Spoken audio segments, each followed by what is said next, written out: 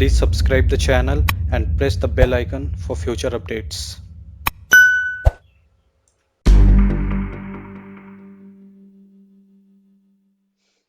Hello guys, welcome to Dorado solution. तो Lodash with Angular 10 की series में आपका वेलकम है। तो लास्ट वीडियो में हमने देखा था लोडैश क्या होता है, प्लस लोडैश क्यों यूज़ करते हैं एंड लोडैश को एंगुलर 10 के साथ कैसे इंप्लीमेंट किया जाता है।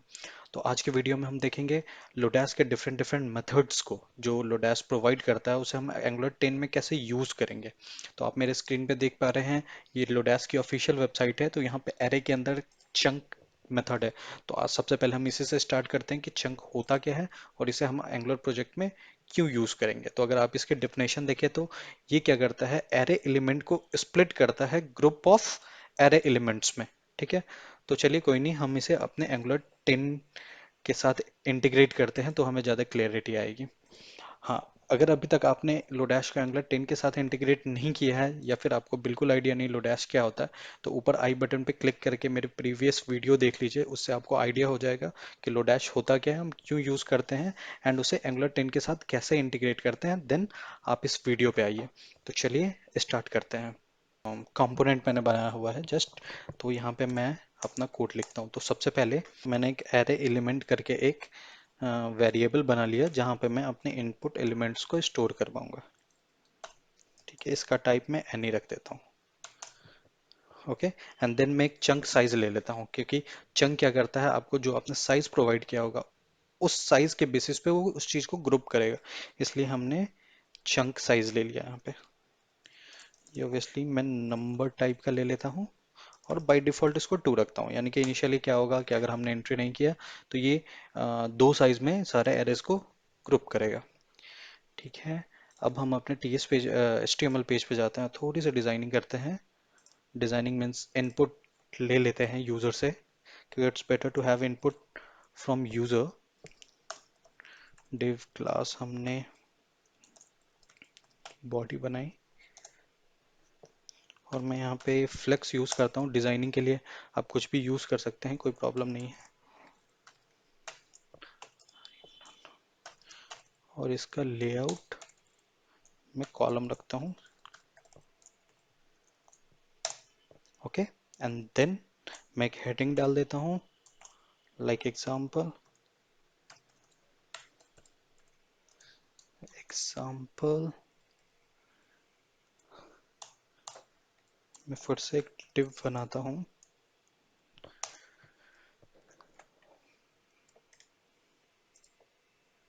डिव बना के मैंने क्या किया, fx लेआउट को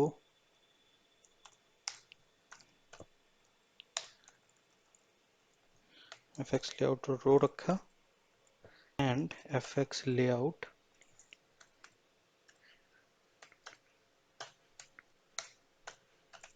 यानी कि जब स्क्रीन स्मॉल स्क्रीन पे जाएगा तो ये कॉलम में कन्वर्ट कर जाएगा। और यहाँ भी fx लेआउट गैप डाल देता हूँ 1 rem का। ये कुछ नहीं कि जब आप स्मॉल स्क्रीन पे जाएंगे तो रो आपका कॉलम में कन्वर्ट कर जाएगा।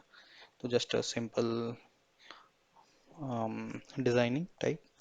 अब यहाँ पे हम एक फॉर्म फील्ड बनाते हैं, मैट फॉर्म फील्ड। ओके, इस मैट फॉर्म फील्ड को मैं जस्ट डाल देता हूँ fx फ्लेक्स। आप डिजाइनिंग के लिए कुछ भी यूज कर सकते हैं, मैं फ्लेक्स यूज कर रहा हूँ, बूटस्ट्रैप एक्सेट्रा कुछ भी यूज करते हैं हम। यहाँ पे हमने एक मैट लेबल डाला।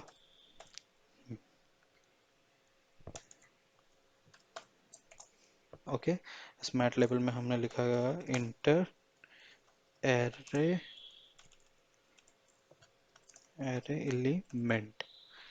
ओके, फिर उसके बाद हमने यहाँ पे इनपुट डाला, इसको मैंने मैट इनपुट ले लिया एंड देन उसके बाद प्लेस होल्डर डाला।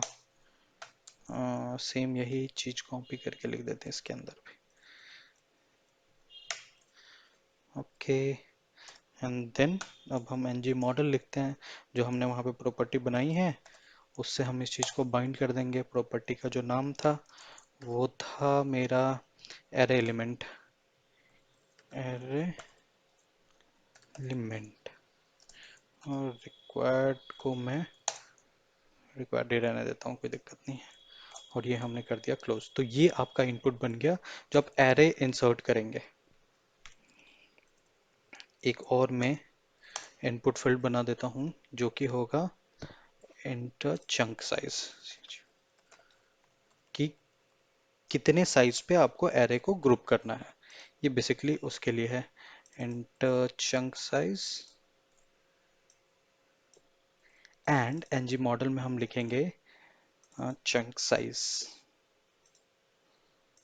ओके, रिक्वायर्ड ट्रू ही हो गया। अब ये हमने इनपुट ले लिया, अब हमें इसे दिखाना है। तो div हमने एक स्पैन ले लिया, इसके अंदर यहाँ पे लिखा, एक हम ओरिजिनल एरे दिखा लेते हैं कि हमारा ओरिजिनल एरे क्या होगा, and the second one is कि चंक एरे दिखा लेते हैं कि हमारा चंक एरे क्या होगा।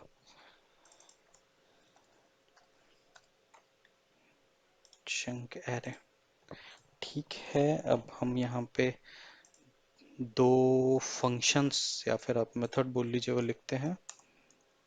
एक तो हम गेट ओरिजिनल एरे लेंगे,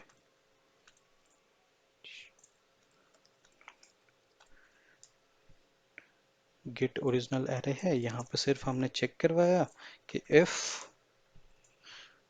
हमारा अगर this dot sorry this dot array element जो हमने ऊपर डिक्लेयर किया है वो वैलिड होना चाहिए, and this dot array element dot size कम से कम एक तो चाहिए ही चाहिए हमें, सॉरी लेंथ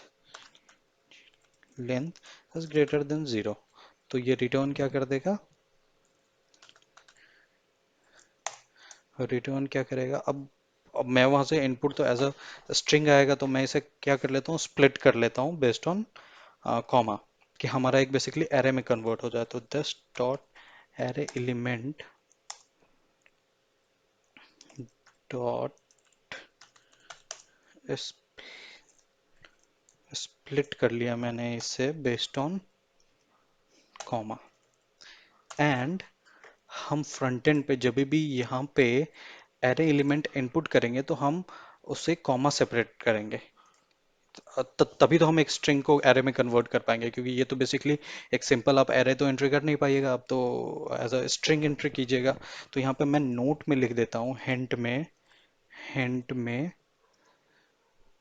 कि separate value by comma to create array और to convert value into an array.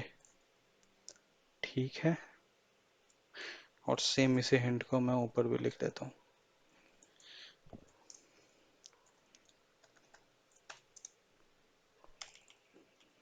तो अब बेसिकली क्या होगा, आप जब कॉमा सेपरेटेड वैल्यू डालेंगे तो कॉमा बेसिकली वो आपके स्ट्रिंग को कॉमा सेपरेट करके एक एरे में कन्वर्ट कर देगा। वो हम देखते हैं अभी। तो ये हमारा हो गया। तो ये तो हमारा ओरिजिनल एरे रिटर्न कर जाएगा। तो ये चेक कर लेते हैं कि किस तरीके से एरे आएगा। ओरिजिनल एरे के सामने मैंने इस मेथड को कर दिया, और हमने एक जेसन पाइप होती है जो एलिमेंट्स को एज इट इज वैसे ही दिखाता है, तो हम ये यूज कर लेते हैं। तो अब हम अपना एक बार रिजल्ट को देख लेते हैं। कंपाइल हो चुका है, फ्रंट एंड पे आते हैं हम चंक में। ये यहाँ पे मैट इनपुट सही से हुआ नहीं, तो ये इनपुट मैट इनपुट होगा। ओके, बेसिकली मैं मटेरियल डिजाइन के टेक्स्ट बॉक्सेस यूज कर रहा हूँ उस चीज के लिए। हम्म, तो अब देखिए यहाँ पे चंक साइज बाय डिफॉल्ट, क्योंकि हमने अपने टीएस पेज पे इसकी बाय डिफॉल्ट साइज 2 दे रखी थी, इसलिए ये यहाँ पे 2 आ रहा है। अब हमें कॉमा सेपरेटेड देना है वैल्यू को। अगर आप सिंपली वैल्यू लिखिएगा तो वो एक एरे ही होगा आपका, क्योंकि वो स्ट्रिंग ही है। अगर यहाँ पे अगर आप कॉमा सेपरेटेड लिखिएगा तो आपको एक एरे की, अगर आप ओरिजिनल एरे की वैल्यू देखिए तो यहाँ पे आप वैल्यू को चेंज कर पा रहे हैं, आई मीन एरे में कन्वर्ट कर पा रहे हैं। ठीक है, अब ये तो हो गया ओरिजिनल एरे। अब इसे हमें चंक्ड एरे में कन्वर्ट करना है।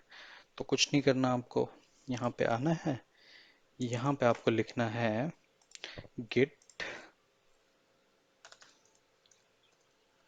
chunk array। Okay, and same मैं यही कंडीशन यहाँ भी डाल देता हूँ कि अगर ये condition satisfied, I mean at least एक एलिमेंट है, तो हम रिटर्न कर देंगे यहाँ से। अब चंक को हम यूज करते हैं जो लोडैश का है, अंडरस्कोर डॉट चंक। ठीक है, अब उसके अंदर हमने सेम यही स्प्लिट करके डाल दिया, क्योंकि बेसिकली हमें एक एरे इनपुट में चाहिए। तो ये हमारा एरे हो गया, कॉमा हमें साइज देना है, तो this dot chunk size. Okay, और ये हमने डायरेक्ट रिटर्न करवा दिया। और इस गेट चंक एरे को हम प्रिंट कर लेते हैं अपने HTML पेज पे।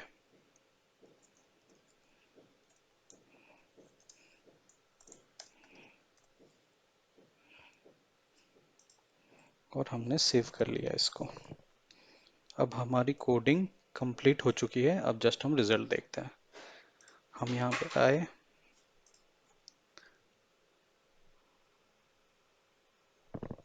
यहाँ पे आए, और अपनी वैल्यू को हम एंटर करते हैं, लाइक 1,2,3,4,5,6। अब आप यहाँ पे रिजल्ट देखिए।